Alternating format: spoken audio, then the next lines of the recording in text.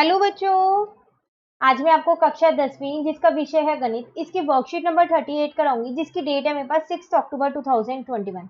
आज की वर्कशीट में भी हम क्षेत्रफल निकालना सीखेंगे कि छायांकित भागों का कैसे हम क्षेत्रफल निकाल सकते हैं। ठीक है, चलिए एक बार वर्कशीट देख लेते हैं। देखो, आज हमारे को 3 उदाहरण दे रखे हैं और 3 ही क्वेश्चन दे रखे हैं। क्वेश्चन तो बहुत ही आसान दिए हैं आज के। पहले उदाहरण कर लेते हैं, फिर क्वेश्चन करेंगे। ठीक है ना, चलिए देखते हैं। कह रहा है एक समबाहु त्रिभुज एबीसी का क्षेत्रफल दे रखा है आपको, वर्ग सेमी है। इस त्रिभुज के प्रत्येक शीर्ष को केंद्र मानकर त्रिभुज की भुजा के आधे के बराबर की त्रिज्या लेकर एक वृत्त खींचा गया है। छायांकित भाग का क्षेत्रफल ज्ञात कीजिए। पाई का मान 3.14 लेना है और √3 का मान क्या है ये लेना है। ठीक है, देखो क्या है, पहले आप आकृति देखो फिर समझना। आपको जो ये त्रिभुज दे रखा है ना, ये आपके पास समबाहु त्रिभुज है। इसका मतलब इसकी तीनों भुजाएं बराबर हैं। जब ये समबाहु त्रिभुज है तो मैं ये कह सकती हूँ इसका हर एक कोण जो है वो 60 डिग्री का होगा, क्योंकि समबाहु त्रिभुज का तो हर एक कोण 60 डिग्री का होता है। ठीक है, अब आपको ये छायांकित भाग का क्षेत्रफल निकालना है, तो कैसे निकालेंगे? तो अगर आप ये पूरे त्रिभुज में से त्रिज्याखंड, जो ये 3 त्रिज्याखंड बन रहे हैं, इनका क्षेत्रफल घटा दो तो आ जाएगा आंसर। आ जाएगा नहीं आ जाएगा? अब त्रिभुज का क्षेत्रफल तो आपको पहले से ही दे रखा है, वो तो चलो आपको निकालने की जरूरत नहीं है। अब बात आती है त्रिज्याखंड के क्षेत्रफल कैसे निकालें। तो उसका सूत्र अगर हम देखें ना, तो वो होता है थीटा अपॉन में 360 इंटू में पाई आर स्क्वायर। थीटा भी मिल जाएगा क्योंकि ये समबाहु त्रिभुज है, तो इसका हर एक कोण कितना होगा? 60 डिग्री का। चलो थीटा मिल गया। अब पाई का मान भी पता है 3.14। आर कहां से लाए? आर तो हमें पता ही नहीं। और क्वेश्चन में लिखा था कि जो त्रिज्या है ना, वो इस जो भुजा है उसकी आधी है, पर भुजा तो मुझे पता ही नहीं। मुझे तो सीधा सीधा क्षेत्रफल दे रखा है, भुजा मैंने निकाली कहाँ? तो इसका मतलब अब मुझे पहले भुजा निकालनी पड़ेगी इस त्रिभुज की, उसके बाद त्रिज्या निकलेगी और उसके बाद क्षेत्रफल निकलेगा, फिर छायांकित भाग का क्षेत्रफल निकलेगा, है ना। तो चलिए फिर पहली कोशिश क्या करने वाले हैं हम यहाँ पर, इस त्रिभुज की भुजा निकालने की। तो देखो, आपके पास सूत्र होता है, अगर हम उसका क्षेत्रफल देखें ना, तो क्षेत्रफल का सूत्र होता है √3/4 और यहाँ होता है भुजा का वर्ग। ठीक है, अब क्षेत्रफल मुझे क्वेश्चन में गिवन है, कितना गिवन है मुझे? वो 17320.5, तो यहां लिख देते हैं। ठीक है, और ये √3 का मान भी आपको क्वेश्चन में गिवन है 1.73205, और यहां आ जाएगा। ठीक है, तो अब ऐसा करते हैं, 4 को हम इधर ले आते हैं और इसको नीचे ले आते हैं। ठीक है, और यहाँ पर भुजा का वर्ग ऐसे ही रहने देते हैं। ठीक है ना। अब देखो, यहां से दशमलव हटेगा तो यहाँ पर 10 आ जाएगा, यहां से दशमलव हटेगा तो यहाँ 5 जीरो आ जाएंगे। एक जीरो से एक जीरो तो कट गई, और ये पूरा इससे इसे कट जाएगा, सेम सेम है क्योंकि ये। तो यहाँ पर बचेगा आपके पास 40,000 और यहाँ आ जाएगा भुजा का वर्ग। ठीक है, अब 40,000 को मैं 200 का वर्ग लिख सकती हूँ, और यहाँ पर मेरे पास क्या है? भुजा का वर्ग है। वर्ग से वर्ग कट गया, चलो भुजा निकल गई। निकल गई भुजा आपके पास। कितनी निकली भुजा? वो निकली आपके पास 200। जैसे ही भुजा निकली, अब मैं अपनी त्रिज्या निकाल सकती हूँ आर। वो कितनी निकलेगी? 200 डिवाइडेड बाई 2, इसका मतलब 100 सेंटीमीटर। अब जब 100 सेंटीमीटर ये निकल गई, तो फिर मैं त्रिज्या खंड का क्या कर सकती हूँ? अपना क्षेत्रफल निकाल सकती हूँ। 3 का निकालना है ना, तो 3 से गुना कर देंगे। पहले लिख लेते हैं, क्षेत्रफल होता है थीटा अपॉन में 360 इंटू में पाई आर स्क्वायर। अब 3 का निकालना है तो यहाँ 3 से गुना कर दिया। ठीक है ना, तो यहाँ पर आ जाएगा 60 अपॉन में 360, क्योंकि थीटा 60 है, समबाहु त्रिभुज है, याद रखना। 3.14 आर मैंने अभी निकाली है, 100 इंटू 100, यहाँ से दशमलव हटाया, यहाँ 100, इसको इससे कट कर दिया, इसको इससे कट कर दिया। ठीक है, इसको इससे कट, ये कट हो गया, 2 को इससे कट कर दिया, 50। फाइनली 314 इंटू में 50 आपके पास बचा, बाकी सब तो आपका कट हो गया। अब मैं अगर 314 को 50 से इंटू करूं, कुछ रहा तो नहीं, एक बार चेक कर लें।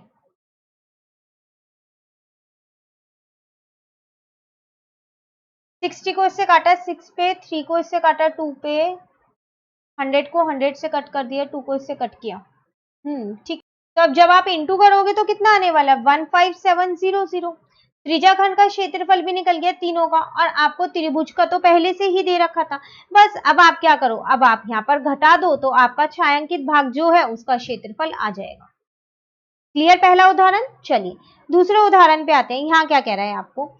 आकृति में एक वर्गाकार रुमाल पर 9 वृत्ताकार डिजाइन बने हैं। ये एक रुमाल दे रखा है आपको हैंकी, इस पे 9 वृत्त के आकार के डिजाइन बने हुए हैं, दिख रहा है आपको। कह रहे जिसमें से प्रत्येक की त्रिज्या 7 है, इसका मतलब त्रिज्या 7 दे रखी है। रुमाल के शेष भाग का क्षेत्रफल ज्ञात कीजिए। जो रुमाल का बाकी बचा हुआ हिस्सा है ना, आपको उसका क्षेत्रफल निकालना है। बाकी बचा हुआ हिस्सा है कौन सा, देखो ये, जैसे ये हो गए बीच बीच के दिख रहे हैं आपको व्हाइट व्हाइट डिजाइन के अलावा जो बचा हुआ है वो आपको उसका क्षेत्रफल निकालना है। तो देखो आपके पास ये वर्गाकार आकार का है रुमाल, तो अगर मैं इस वर्ग में से ये 9 जो डिजाइन बने हुए हैं इनका क्षेत्रफल घटा दूंगी तो बचा हुआ ही बचेगा, वही क्षेत्रफल, और वही तो हमें चाहिए। तो वर्ग का क्षेत्रफल तो निकल जाएगा भुजा गुना भुजा, लेकिन यहाँ भुजा नहीं है मेरे पास, यहाँ मेरे को त्रिज्या दे रखी है। तो ध्यान से देखो, आपको ये त्रिज्या 7 दे रखी है, तो क्या मैं एक वृत्त का व्यास निकाल सकती हूँ? कितना आ जाएगा? 14 एक वृत्त का। बात करें फिर दूसरे वृत्त की, उसका भी 14 ही आएगा। फिर तीसरे वृत्त की बात करें तो उसका भी तो 14 ही आएगा। तो अब ये पूरी जो ये एक रेखा बन गई है, ये क्या है? ये वर्ग की तो एक भुजा है, उसी के तो बराबर बन गई। तो इसका मतलब मैं वर्ग की भुजा यहाँ पर निकाल सकती हूँ।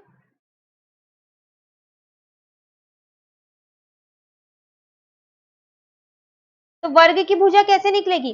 पहले वाला जो वृत्त था उसका व्यास था 14, दूसरे का भी 14, तीसरे का भी 14, तो ये आ गई 42 सेंटीमीटर। अब वर्ग का क्षेत्रफल तो निकल ही जाएगा। जब भुजा मिल गई है तो क्षेत्रफल निकालने में क्या है, कोई दिक्कत नहीं है। वो क्या होता है, भुजा गुना भुजा, ठीक है ना। तो 42 इंटू में 42 हो जाएगा। अब मैं आपको इसका इंटू करके डायरेक्ट ही बता देती हूँ कि 42 को 42 से इंटू करके 1764 सेंटीमीटर स्क्वायर आएगा। चलो वर्ग का तो मिल गया, अब ऐसा करते हैं वृत्त का निकाल लेते हैं। तो वृत्त का क्षेत्रफल अगर हम देखें तो 9 वृत्त है मेरे पास यहाँ पर, तो एक का क्षेत्रफल मेरे पास होता है पाई आर स्क्वायर। 9 का कितना होगा, 9 से गुना कर दो, तो 9 इंटू में पाई की जगह देख लो भाई, पाई की जगह कुछ दे रखा है क्या हमारे को? नहीं, ऐसा कुछ नहीं लिखा है, तो 22/7 ले लेते हैं। आर स्क्वायर मतलब 7 इंटू 7, एक 7 से एक 7 कट गया, तो कितना बचा आपके पास? 63 इंटू में 22, 9 7 जा 63 होता है, इंटू में 22 बचा, तो आपके पास 1386 सेंटीमीटर स्क्वायर बचा। क्या अब आप निकाल सकते हो यहाँ पर बाकी बचा हुआ? बिल्कुल निकाल सकते हो। इसमें से क्या करो, इसको माइनस कर दो, तो ये लो आपका यहाँ पर आंसर आ जाएगा। ये रहा आंसर। क्लियर? दूसरा उदाहरण, चलिए तीसरा उदाहरण देखते हैं। कह रहा है त्रिभुज एबीसी के शीर्ष ए बी तथा सी को केंद्र लेकर 3 त्रिज्याखंड बनाए गए हैं जिनकी त्रिज्या 6 सेमी है। यदि ए बी 20, बीसी कितना है 48, सी ए कितना है 52 हो तो मध्य छायांकित भाग का क्षेत्रफल ज्ञात कीजिए। देखो एक त्रिभुज है, ठीक है, यहाँ पर हमने क्या किया, ए बी और सी इन तीनों को लेके ना यहाँ पर 3 त्रिज्याखंड बनाए जो कि आपको दिख रहे हैं। ये आपको ये वाला छायांकित भाग निकालना है पूरा। तो अगर मैं इस त्रिभुज के क्षेत्रफल में से ये 3 जो त्रिज्याखंड बनाए हैं इनका क्षेत्रफल घटा दूं, ठीक है, तो छायांकित भाग निकल जाएगा। अब त्रिभुज का क्षेत्रफल तो चलो आसानी से निकल जाएगा यहाँ पर।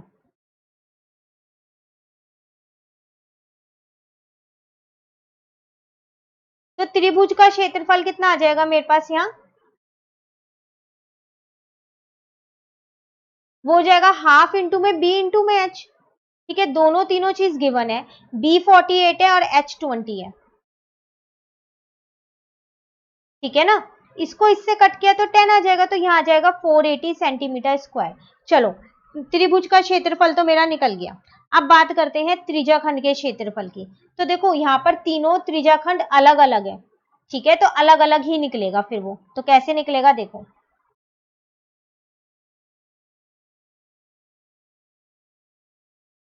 तो त्रिज्याखंड का क्षेत्रफल क्या होता है, थीटा अपॉन में 360 इंटू में पाई आर स्क्वायर। अब यहाँ पर मैंने थीटा 1 अपॉन में 360 इंटू में पाई आर स्क्वायर के, ये पहले त्रिज्याखंड का है।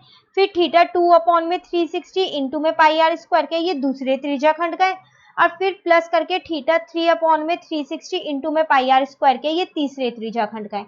आर तीनों की बराबर है, पाई का मान बराबर है 360 है, तो मैंने क्या किया, ये पाई आर स्क्वायर अपॉन में 360 को ना उभयनिष्ठ कर लिया। तो यहाँ theta 1 plus theta 2 plus theta 3 तो बचेगा, अंदर सब तो बाहर चला गया उभयनिष्ठ में। ठीक है, अब देखो जो ये थीटा 1 2 3 है, ये यही तो है। थीटा 1 ये है, थीटा 2 ये है और थीटा 3 ये है। तो ये तो त्रिभुज के ही 3 कोण है। और त्रिभुज के तीनों कोनों का योग होता कितना है 180। इसका मतलब मैं इन तीनों की जगह पर 180 लिख सकती हूँ। तो पाई आर स्क्वायर अपॉन में 360 इंटू में 180, तो इसको इससे कट किया तो 2 आ गया। पाई की जगह 22/7। आर मुझे क्वेश्चन में गिवन है, आर मुझे क्वेश्चन में 6 गिवन है, तो 6 इंटू 6, यहाँ पर नीचे 2 ऐसी है, ठीक है ना यहाँ तक। अभी 22 अपॉन में 7 इंटू में 6 इंटू में 6, ये 2 पर आएगा तो 1/2 बन जाएगा। इसको इससे कट किया तो 11 आ गया, तो 11 इंटू में 36 अपॉन में 7 आ गया, ठीक है। अब आप इसको यहाँ सॉल्व कर लो, और अभी आपने त्रिभुज का क्या निकाला हुआ है, आपने क्षेत्रफल। बस त्रिभुज के क्षेत्रफल 480 में से इसका जो क्षेत्रफल आएगा सॉल्व करके माइनस कर दो, छायांकित भाग का क्षेत्रफल आ जाएगा। क्लियर। चलिए अब आ जाते हैं हम जो क्वेश्चन खुद करने हैं। पहला है रिक्त स्थान भरिए, त्रिज्याखंड का क्षेत्रफल। बहुत आसान, अभी करके आ रहे हैं। थीटा अपॉन में 360 इंटू में पाई आर स्क्वायर, ठीक है।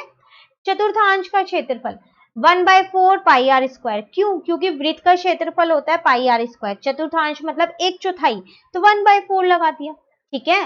वृत्तखंड का क्षेत्रफल त्रिभुज नहीं, त्रिज्याखंड के क्षेत्रफल में से क्या करते हैं, माइनस किसको करते हैं, त्रिभुज के क्षेत्रफल को। ये अभी हमने लास्ट वर्कशीट में ही किया है।